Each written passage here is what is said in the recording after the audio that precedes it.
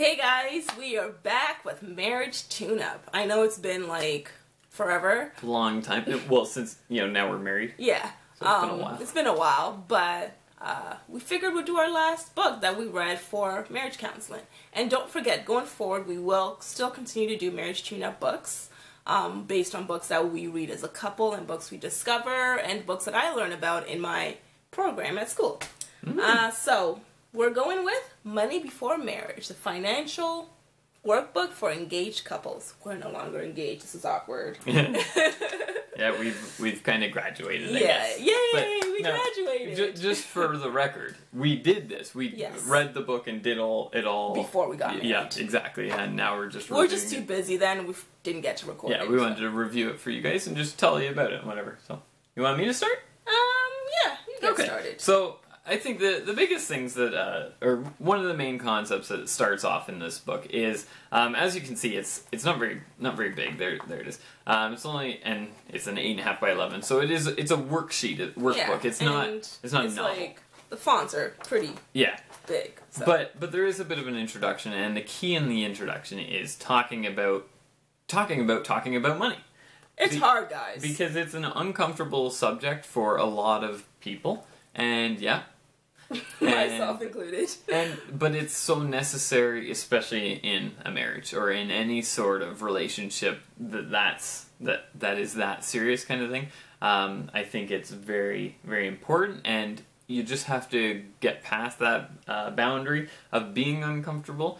And it's still going to be uncomfortable. Like every conversation Wemi and I have about it, it's not comfortable. We don't like it. Yeah. But it's mandatory. Yeah. We know it's a necessity, and we understand that, and we do well with it, right? Yeah. I think so far. So I think that was the biggest thing by far. Yes, and if anyone out there is anything like me, I've forever had this intense, overwhelming fear of being controlled by money in a relationship.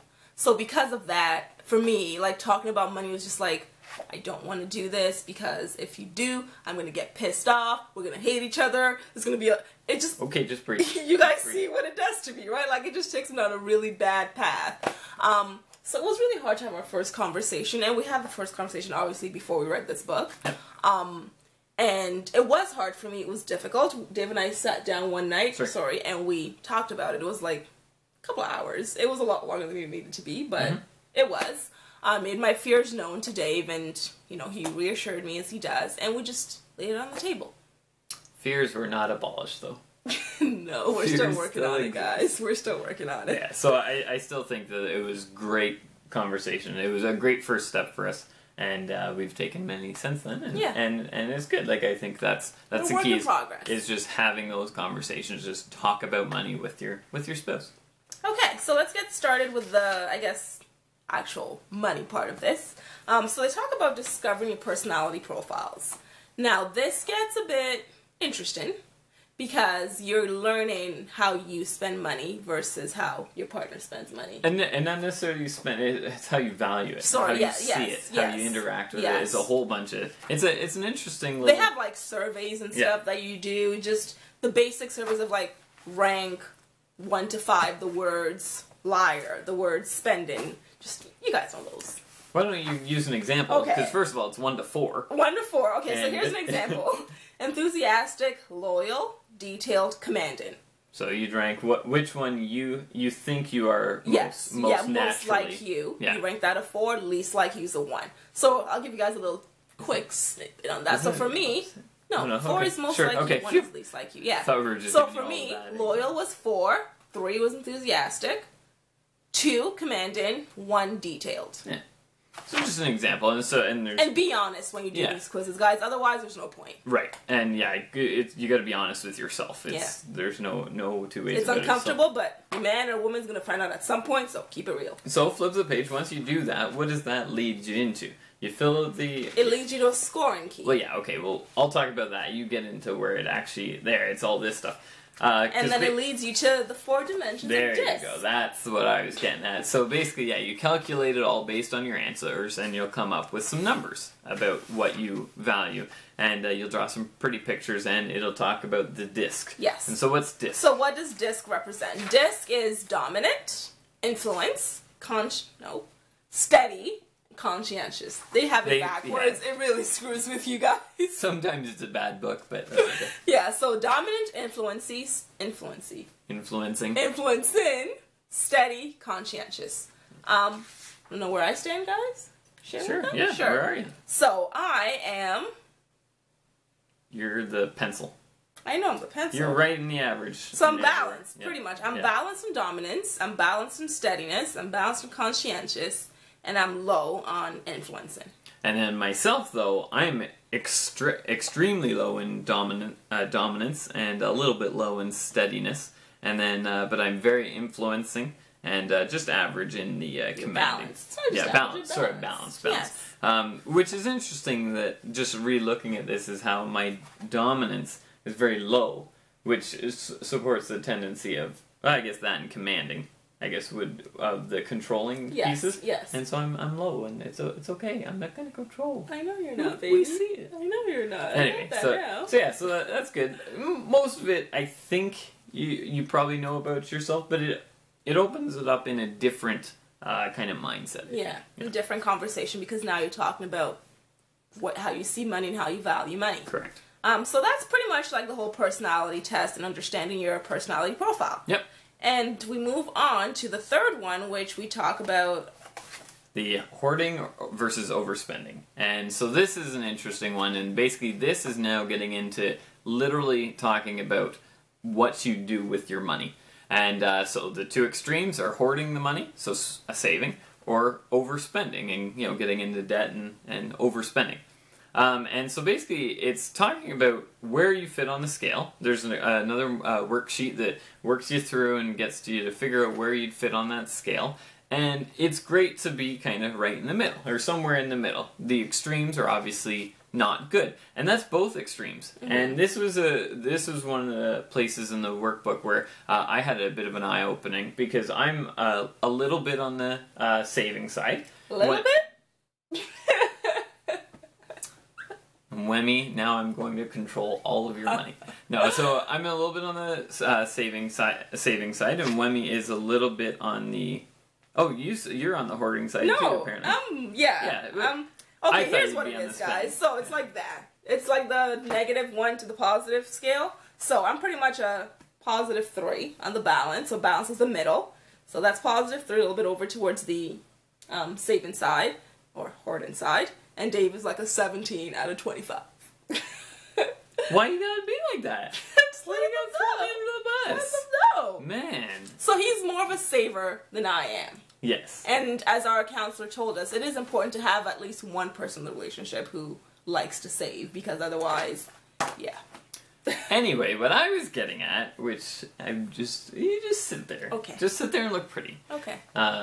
Was that when we were talking about this is saving is actually you're not just saving, you're actually spending for the future, which is in a sense, if you are a saver and so I'm just going to use Wemi as an example. This hasn't happened, but let's say Wemi's like, I want to buy this now, I want to buy whatever now, and I'm like, no, we should save.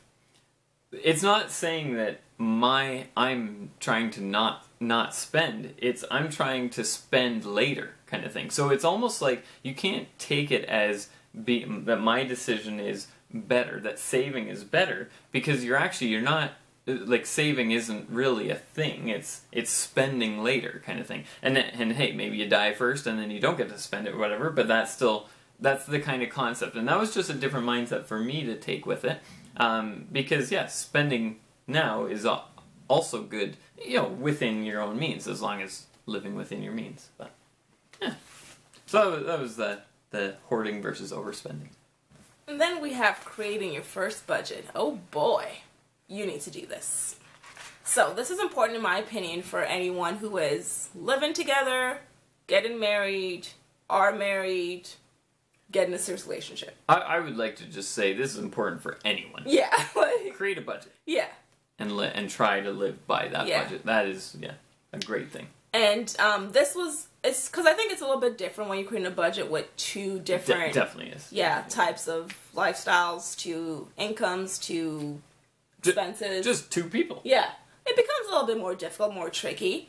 And again, this is also that point of openness, that uncomfortable tightness in your chest. comes in during this point, because this is you being honest on how much debt you have. It's you being honest on how much you spend on things that maybe you shouldn't and things that you should. Like fast food. Yeah. Spend a lot on. Yeah. Wait, me? I do. Oh, I was gonna say I don't. No. Oh, okay. I don't put you on blast like that. I appreciate that, babe. Hey, fun. Sorry. Look, our wall's dirty. Sorry. I saw that earlier. Yeah. Man. Yeah, so it's really getting to that uncomfortable space again and sharing the true nature of your financial status. Because if you don't share it now, the person will see it later, it'll get real awkward and you'll fight. Just have the fight now, deal with it, and move on. Just be honest, and there shouldn't be a fight. Well, there might be, because someone might not be comfortable with how much debt you have or how much you spend on things. So there might be disagreement. So be prepared for that. Like, you guys might disagree on how things should go, but work it out before you leave the table. Yeah. That's really my thought on that. Yep. And just, again, within budgeting I think is key, is living within your means. There's ways you can live live under your means, live within your means, live at your means, or live over your means. Yeah. Actually, it was just 3 of those. But living over your means means you're spending more money than you're making, and that's that you can even dangerous. Make, yeah. And that's very dangerous, and we just want to toss that out there. I think it's very easy to get into that. It is, but yeah, I think it's just you gotta wake up one day and make a decision and be like, I'm just gonna do this and do it right. Yeah, it's work. Like, it's not easy. And the other thing, living at your means is spending exactly what you make, and then living within your means is saving a little bit extra for a rainy day or for an emergency kind of thing. And I think also with living above your means, again, I think it's very easy to do, as I just said. Mm-hmm. And the issue that I think comes up a lot with people is it's very easy to buy something now because it makes you feel good now while you're in a down moment, and then you're like, oh, I can't pay for this, and then you spend the next 2 months feeling down about trying to pay off your bills versus just letting go of that 5-minute gratification moment. Instant gratitude. Yeah. So we definitely would suggest living within your means. And preparing a good budget. I think that's our overall lesson from this book, is having a good budget that you can agree on. And it might take a while, it might take some erasing and stuff. So if you're going to do this book, do it in pencil so you can erase and rewrite and work things out and get it done. And the other thing too is it should never be set in stone. Things change. Life is life. So you got to make sure you're talking about it, regularly, however often that needs to be, and just making sure that everybody's still comfortable and happy, and you're working towards the same goals and things like that.